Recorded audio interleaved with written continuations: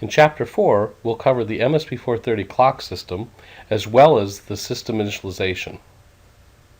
We start off by covering the operating modes, and that's how we get from reset to the active mode.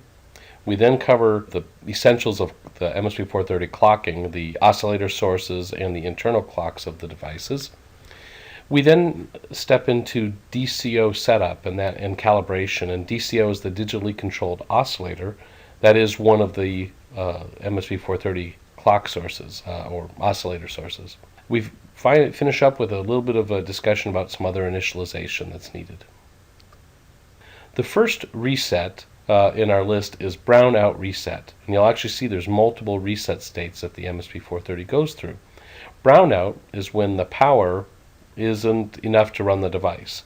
So every msp430 device has a brownout reset peripheral, or sometimes we call it a BOR peripheral, that makes sure the device has enough power to run accurately. When the power comes back on, we come out of this brownout into what state we call the brownout reset. You can see on the left-hand side of this slide, there are a number of different things that happen during this mode. So things, certain peripherals are reset, the status register is reset, the watchdog on these devices always powers up and starts running. The program counter is loaded with the reset vector location. So these are pretty standard reset activities. As we said though, the brownout reset is not the only reset that takes place.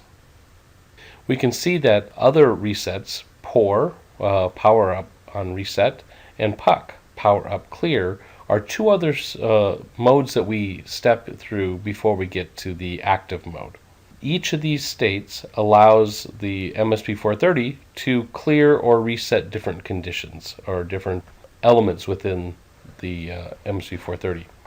We can see what things, if you go look at the user's guide and or the data sheet, you can see the nomenclature when they describe each register. Under the register, they'll describe what the initial conditions of that register are.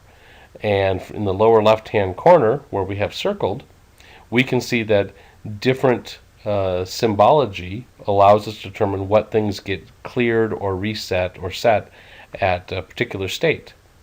So if there's no parentheses or brackets or anything like that around the initial condition values, you can see that's something that happens in PUC. If we use parentheses, it's POR, and so on. So you can see that we have these different states, different things get reset at different states, as well as on the right-hand side we can see that there are different events that take us to each of these different states. So if we have a reset of the device or a brownout fault, not enough power, that's obviously going to take us to BOR. And from BOR we go through POR, we go through PUC, and finally make it to active mode.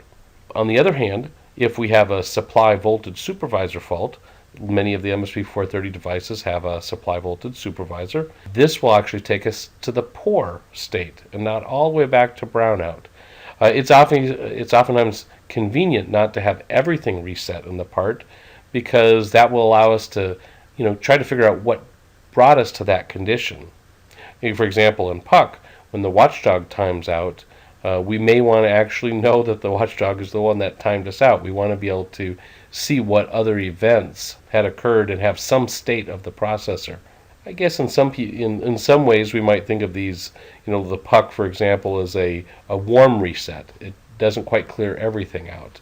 So these types of things have existed in other processors, but this is the first one I've ever seen define it in three different states like this.